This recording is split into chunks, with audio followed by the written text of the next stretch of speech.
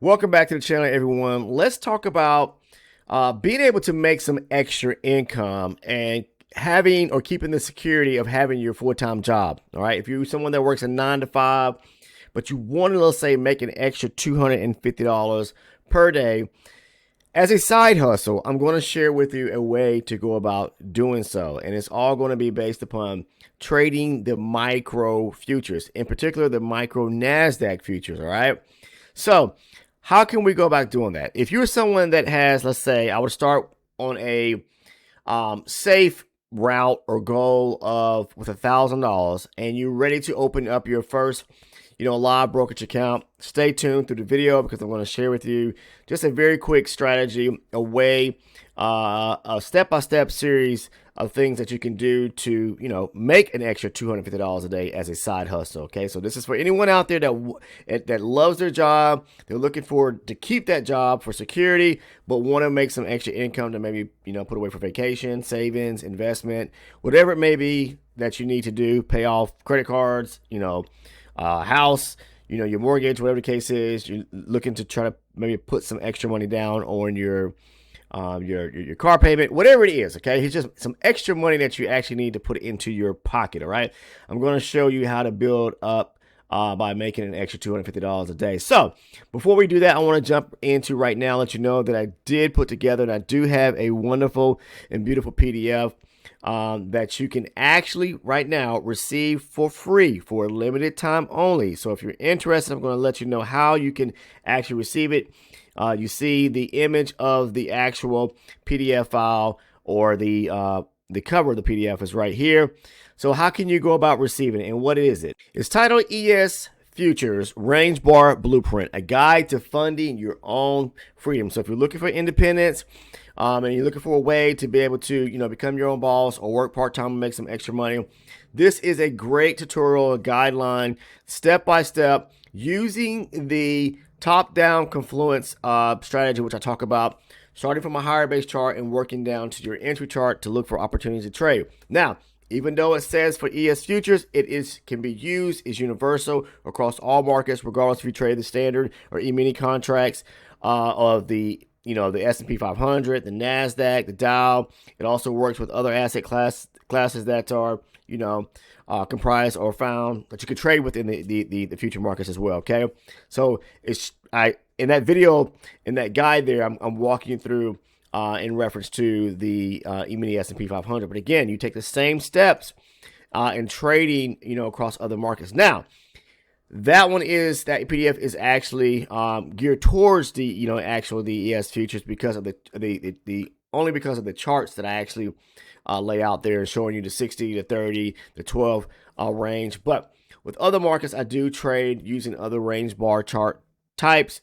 So in the future, I may put together another one that really hones in on the Nasdaq futures, the micro Nasdaq, because on those with the Nasdaq, as you'll see here on as I explained today, I trade using the 320, the 120, and scale my way down to a 24 range. But the guide, the actual steps that I take within this blueprint, this PDF blueprint that I put together, is a same series of steps, stepping down from a higher base to an intermediate or mid-level chart down to your entry chart, and with the things that I look for. The strategy as a whole is the same. It's just the charts may be different as far as depending on the market. So if you want a copy of that PDF, make sure down below to actually comment and put ES Blueprint, please. Okay, then make sure you like the video by clicking the thumbs up button. Head over to the Discord. The link is down in the description portion of the video. Click on the link. It's free to join. Once you've done so, DM me stating that you have commented on the video today, as well as left a like, and leave me your YouTube username, okay? Because I'm going to be cross-referencing, all right? So do those things, and then I'll send you a copy of the free PDF file, which is, again, for a limited time only. So let's jump into today's video right now. Listen, if you trade, and I recommend trading the micro Nasdaq futures, if you're looking for a great opportunity to scalp and make some extra income, especially if you're working a full-time job, you can do this after you get off work and trade during the Asian session, okay? You may be asking, how can you do that? All right, let's say you have some downtime, 7, 8, 9 p.m. Eastern time, because that's my time. So whatever that may be for you. But in the evening, once you get off your full-time job, your 9 to 5, what can you do? Well, what you can do is first and foremost is start up by using a 320 range bar chart. Now, I do have the Nasdaq up. This is the standard contract, but it works just the same. So if this was the MNQ, okay, the micro Nasdaq futures, all right, I'm still going to look at a 320 range chart. Why? Because I wanted to depict the direction of the overall market, okay? The overall market. So with that being said, once I take a look at this chart and I say, just from a quick standpoint perspective, I just want to find out what direction are we moving in. Are we bullish or are we bearish? Okay, it's bottom line, because that's the direction I need to trade in. And then what I'll do is I'll start scanning across, especially like the 320 down to a 120, to find an opportunity where I can mark up my first area of demand or supply. But if we're bullish, demand, okay? But if we're shorting the market, meaning we are, bearish, then I'm looking for opportunities to pull back to key areas of supply. So figure out the direction. Number one, that's step one. Step two is going to be mark up the higher base zone in accordance with how the market is moving, the overall direction. So if that be the case with the Nasdaq, micro Nasdaq futures, because we're bullish, I am only going to be taking and looking for opportunities to trade long and marking up key areas of demand off of my higher base charts, either the 320 or the 120. Okay, so please make sure to follow those steps, those first two steps. Now, let's find an area where we have, for example, a high probability setup to where we have, the market pulling back to a key area off the higher base chart. We'll start there to see if we can find one, for example, right? Well, as you can see here, the market broke structure above this area here, and it pulls back to this area of demand right here, okay? I can mark that zone there up. Another one pushes up, pulls back, breaks structure. I can mark this area here up, all right? Then the market goes up, it breaks more structure. I can mark up this area right here, high probability area of demand. Pushes up, breaks more structure going higher. There is another high, or this is actually a low probability area of demand, but it can still hold, okay? Because the higher you start to move up, or the higher up you are on charts to where you can find these demand or supply setups, the larger or the higher charts are going to more so hold their ground, even if it could be possibly a low probability setup. There's another one right here, pushes up, okay, pulls back, high probability area of demand. So I'm going to mark these higher base demand zones off the higher chart, range bar chart, in accordance to how the market is moving. Bullish, I'm going to mark up those areas, those zones there, okay? So then I'm going to, once I have it marked up, I'm going to wait for a retracement back to one of these zones on my, chart that I scale down to or move down to, looking for confluence off now of a 120 range bar chart. Okay, so let's do that now. Let's find one of these areas here we'll take a look at. All right, so now that I'm scaled down to this right here, we're using this area right here. Okay, so let's say, for example, we got to pull back off of this area right here, this demand zone there. So again, we're going to use this demand zone here from the 320 range. We broke structure above that high there, pulls back, high probability area of demand. This is high probability off 320.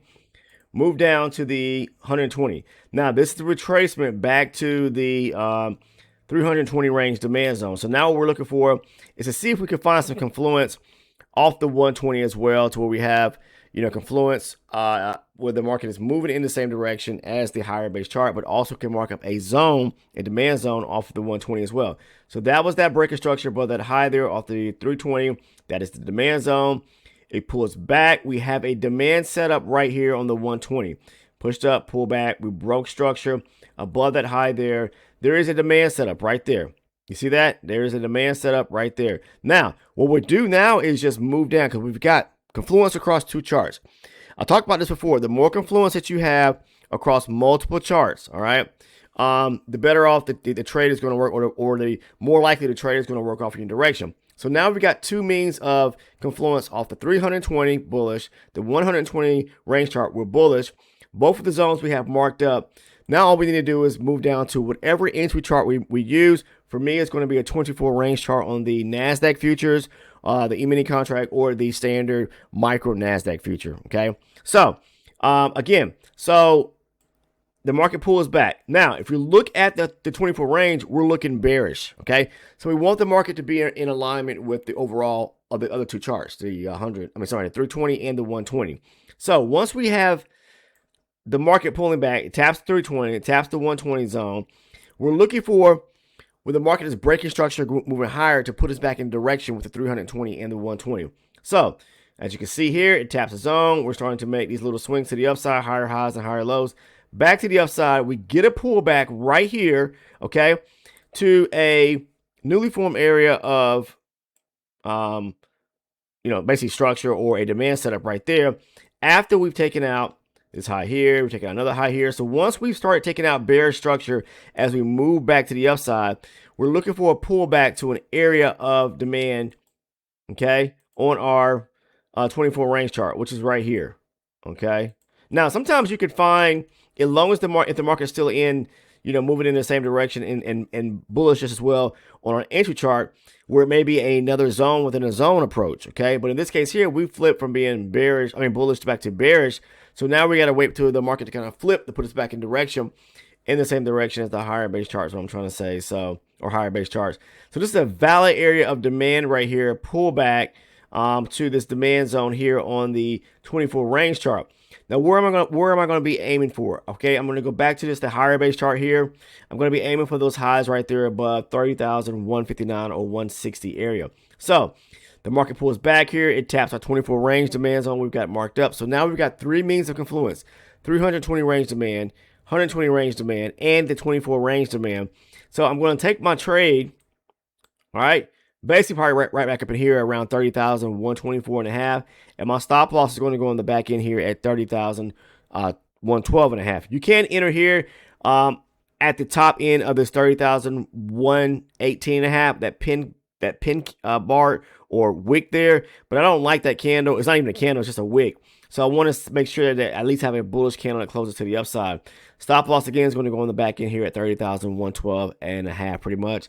Give myself maybe 3 or 4 points breathing room there, and then aim for that area of 30,159, 158 for the market to go up from that area there, okay? And you can pick yourself up 25, 25 points plus there on this type of strategy or type of setup. Very easy. Now, what I want to share with you, you may be asking, well, how can, I pick up that 250? What does that look like or equate to? So I would say with the minimum of $1,000, guys, having into a live account to trade with, you typically don't want to trade with no more than 5 or leverage no more than 5 to 6% of your account size. So basically that's going to be like $50, right?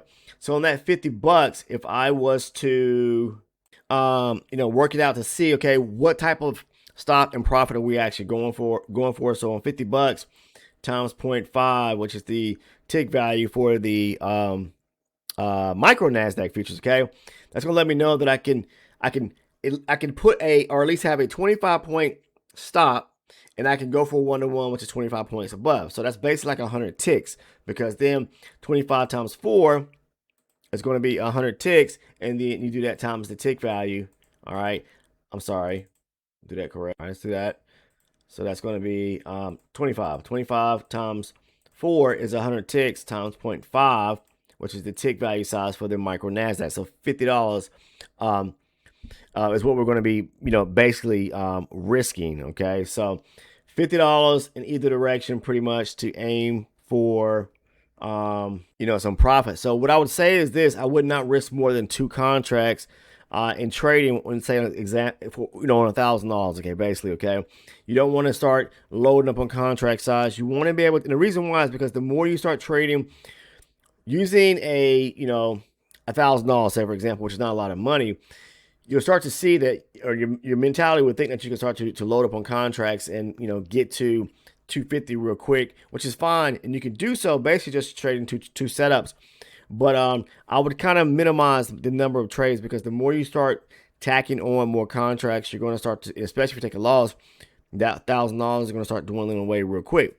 By sticking to around about 2 contracts, definitely no more than 3, then you can definitely start to build up your account, and definitely aim for it at $250 a day, pretty easy, because you can do that. So on $50 point or $50 stop and $50 profit, pretty much, that's on 1 contract. So if we double that with 2 contracts, keeping the stop the same, okay, keeping the stop the same, basically at 25 points, all right, and then the stop and the profit going for 25 points. If you double up and say if we go for 2 contracts, then you can for every one of those, profit areas that you hit, you can make $100.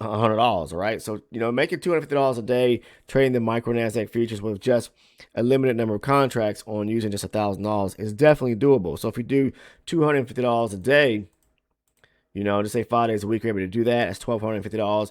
Or let's say you just did it 3 days a week, $250, that's $750 on 3 days. So have an extra $750 just trading 3 days a week. Or the $1,250, if you do it five times a week. But it's definitely doable, guys. So try to minimize, your stop and your, also in comparison to the amount of profit that you're actually going for, to keep yourself in the game when you're dealing with, smaller size accounts. $1,000, I would recommend that. Can you do it with $500? Yes, but it's going to be a little bit, be a little bit tighter. You're going to have to take more steps. Not say more steps, but it's going to take, you're going to have to be chipping away at it, a little bit more, whatever the case is. So you'll find out the more as you start to move up and build your account size up, things will snowball. Okay. So just to take in $1,000, let's say you were able to make $1,250 a week times 4.